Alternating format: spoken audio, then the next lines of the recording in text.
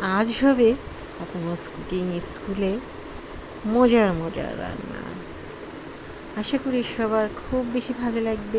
বিসমিল্লাহির রহমানির রহিম। আসসালামু আলাইকুম, hi everyone, welcome back another video. আমি আছি ফাতেমা তোমাদের সঙ্গে। আমার চ্যানেলে সবাইকে স্বাগতম, দোয়া ও ভালোবাসা। আমি নতুন একটি দিনের নতুন একটি ভিডিও নিয়ে চলে এসেছি তোমাদের মাঝে। আশা করি ভালো লাগবে। দূরে কিংবা কাছে, বিদেশ কিংবা দেশে, যে যেখান থেকে দেখছো তাদের জন্য আরেকবারও স্বাগতম, দোয়া, অনেক অনেক দোয়া, ভালোবাসা। আমার ব্লগটি যদি কারো ভালো লেগে থাকে, লাইক, কমেন্ট, শেয়ার, সাবস্ক্রাইব এবং পাশে থেকে বেল আইকনটি বাজিয়ে দিবে। তবেই আমার নিত্য নতুন সবগুলো ব্লগ সবার আগে চলে আসবে তোমাদের কাছে। এই তো আমি ঘরগুলো গুছিয়ে নিচ্ছি। ঘরগুলো না গোছানো পর্যন্ত না মনের স্বস্তি পাওয়া যায়। যখন ঘরগুলো, বিছানা, ঘর, সব রান্নাঘর গুছানো থাকে, নিজের মনে স্বস্তি পায়। আর এখানে আমি যেটা যেটা আমার প্রয়োজন প্রতিদিন লাগবে, শুধু সেটাই আমি নামিয়ে রেখেছি, আর বাকিগুলো আমি ড্রেসিং টেবিলের ভিতরে রেখে দিয়েছি। এই তো গুছিয়ে চলে এলাম ড্রয়িং রুমে।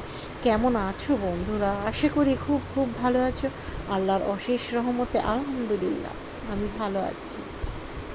একটু আগে বৃষ্টি হয়েছে, অনেক বৃষ্টি, একদম জানালা সবগুলো খুলে দিয়েছি, ঘরে ঠান্ডা বাতাস ঢুকেছে, ভালো লাগছে। ঘরগুলো গুছিয়ে নিলাম। মানি প্ল্যান্ট রেখেছি। আগে এখানে আমার আর্টিফিশিয়াল ফুল ছিল, একটু তরতাজা গাছ রাখলাম। চলো বন্ধুরা, আমরা আমাদের পাশের জনকে ভালো রাখি। কেমন আছে, ভালো আছে কিনা, খেতে পাচ্ছি কিনা। পাশের জন এমনও আছে না খেয়ে থাকে, আমি বহু খোঁজখবর নিয়ে দেখেছি। চলো আমরা সবাই মিলে একসাথে, সবাই না 5 ওয়াক্ত নামাজ পড়বো, তাহাজ্জুদ পড়বো, নফল পড়বো, থাকবো সব। সেই সাথে নিজেদের বাচ্চাগুলোকেও শেখাতে হবে, জানাতে হবে, বোঝাতে হবে কোনটা ভালো কোনটা খারাপ। ভালোকে গ্রহণ করতে হবে, খারাপকে বর্জন করতে হবে। এটাই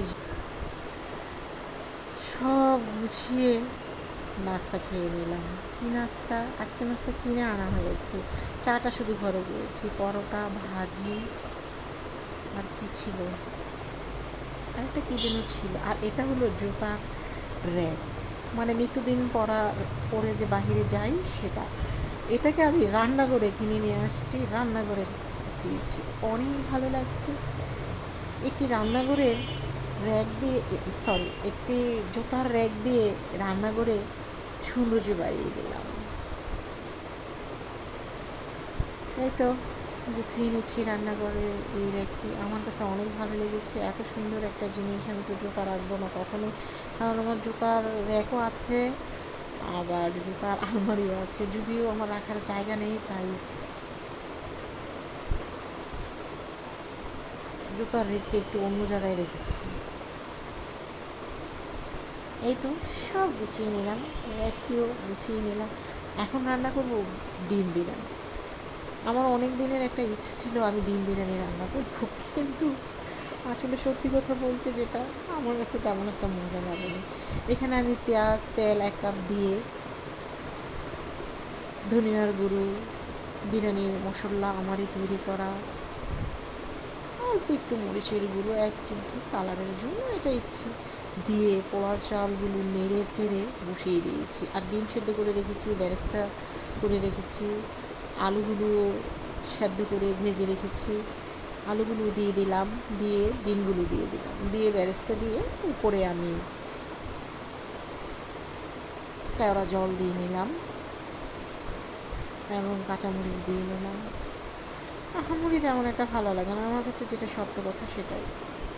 যেমন এর আগে সবাই কাঁঠালের বিচির থেকে তেল উঠবে, আমার একটা ছিল, এটা কখনো হতে পারে না, তারপরও আমি করেছি।